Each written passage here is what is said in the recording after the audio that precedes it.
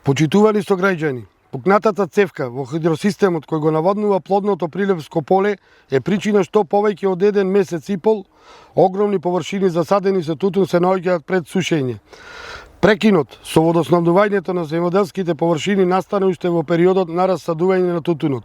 Од тогаш па до ден денес десетици хектари засадени со тутун, но и со градинарски производи немаат видено капка вода. Срамота е во 21 век, во ерата на секојдневен напредок на технологијата, дефект на водоводна цевка да го сотре тутунот во најтутунскиот регион во државата.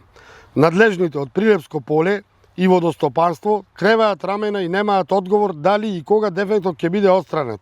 Нема ништо од ветената грижа за тутунопроизводителите од страна на министерот за земјоделство Цветан Трипуновски, а и од пратениците од власта и градоначалникот Борче Јовчевски.